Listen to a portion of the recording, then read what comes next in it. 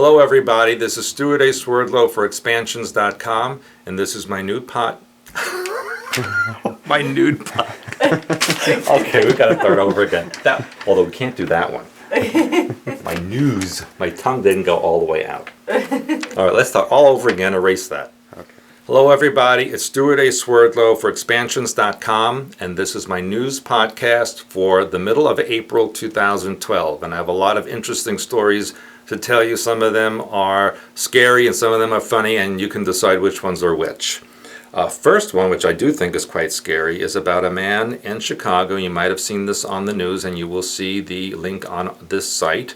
A 37-year-old man who worked for a condominium complex that used swans to chase away geese from the pond in the complex. Now, this man went out in a kayak to check on the swans and apparently irritated one of them, who attacked the kayak and apparently made the kayak fill up with water and sink, and the man was unable to get to the surface because the swan was attacking and the man drowned. Now, what makes this story very odd is that he's only 37 years old, was known as a good swimmer, and had gone out every day to check on these swans and never had any problems before. And I personally, and maybe you also, have never heard of a swan killing a human being or being the cause of the death of a human being. I think there's more to this story than meets the eye. If you remember, a few years ago we reported about how Queen Elizabeth, or the British royalty, is the only one in the UK that is allowed to eat swans. And apparently swans are an Illuminati symbol. And of course, we've all heard that term swan song, which represents the end of something or the death of something. So to my opinion, this death in Chicago was the death of something that's going to happen. And in a related story, of course, this happened right at the time of the massive tornadoes that ran through the Midwestern United States from Texas all the way up to Minnesota. And there were hundreds and hundreds of tornadoes and killed at least 6 people and destroyed many towns. Now, while this is not unusual for this time of year in the United States, what was unusual is the number of tornadoes that developed at one time and the ferocity of them, and that they went all the way from the Midwest across the southern United States into the eastern coast of the United States, also with the same intensity. So something definitely was going on here. And of course, as I've mentioned to you, because there is no more Gulf Stream to mitigate the weather and prevent severe storms from forming, we're going to see more and more of these things happening all the time. And those of you who do get my monthly newsletter know that I have posted about the hailstorms in Texas and in China, where the hail fell waist deep in one storm, and that's quite unheard of and amazing.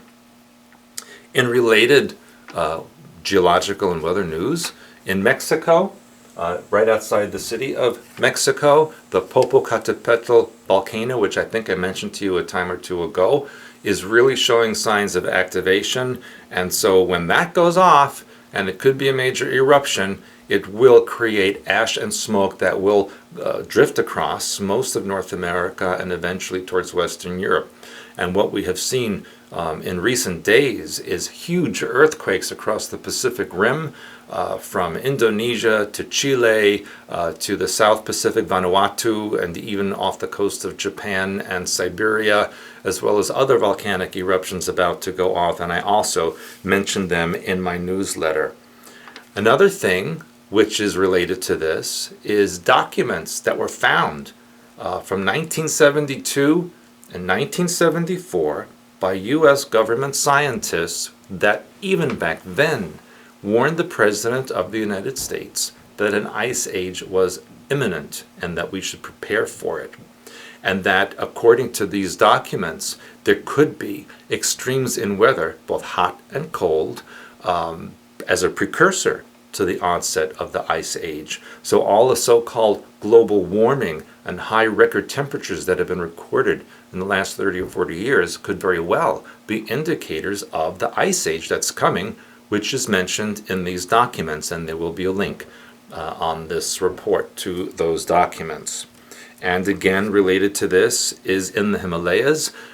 Just this recent month, scientists are saying the glaciers in the Himalayas are actually growing and are unaffected by so-called global warming. So how could that be possible? Because the glaciers, which are higher up in altitude, should be more exposed to sunlight and air activity, and so should actually have a reduction in their mass. But instead, these glaciers are growing and appear unaffected by so-called global warming. Another clue that there may be a scam going on in the weather news given to the public. In political information, it's been reported that Iranian scientists were at the North Korean launch of the rocket that failed and crashed after blast-off. Now, why would Iranian scientists be in North Korea? And so, of course, obviously there's a connection between the two countries, sharing technology, etc. But what I find even more interesting, and you can look this up on the news if it's still available from years ago, but about 6 years ago or so, Israeli scientists were in North Korea helping them with their nuclear technology. And there was such an outcry from Europe and North America, especially the United States and Britain, that the Israeli scientists left. So there is some kind of triangle going on between the North Koreans, the Iranians, and the Israelis. There's more behind this story than meets the eye or that is being told to everybody. And I have reported on Israeli connections to mainland China and to East Asia, both historically and politically and economically. So what we see in the news on the surface is not what's going on behind the scenes. And I'll be writing more about this in my monthly newsletters. And in related news to this, the Russians have started military exercises off the coast of Japan, where the Russians and the Japanese have had a disagreement for over a century. You might recall in 1905, there was a war between Russia and Japan over the Kuril Islands, which are north of Hokkaido, Japan. The Russians claim it, the Japanese claim it. And right now, the Russians have most of those islands, and that is where these military exercises are taking place, almost to defy the Japanese. And this is curious because, as you know from my research, the Japanese are the ones who actually use North Korea for their mind control and programming experiments. And since the Russians are allies of the North Koreans and are so-called enemies of the Japanese to one degree or another, there's something else going on here. Do the Russians know something that the Japanese are doing with North Korea that needs to be as a warning, these military exercises? Why would they create such an incident that could lead to a military confrontation? On the western part of Asia, the Russians are docking their fleet in Syria.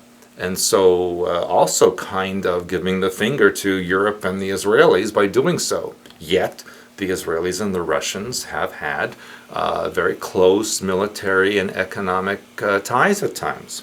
So again, things going on in the surface that represent something else going on behind the scenes, and also is a clue that the Illuminati show or understand no borders, and what we see in public is not what the Illuminati have as part of their agenda.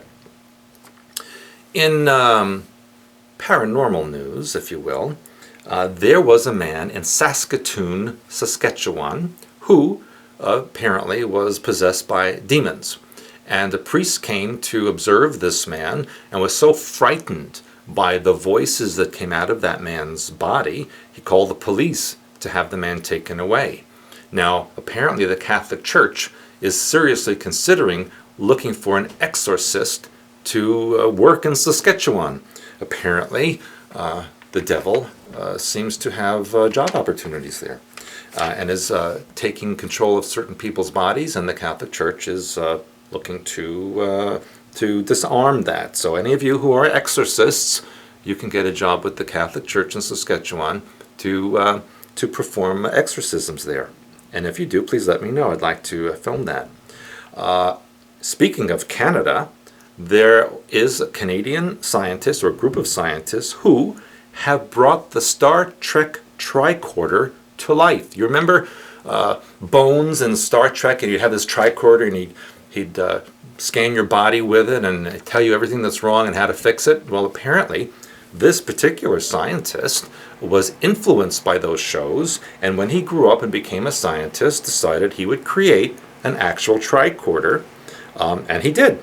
And you'll see a link on this report to the tricorder and how it checks information about the body and the ambient energy in a room. And so Star Trek comes to life. You see, science fiction is actually more true than reality, isn't it?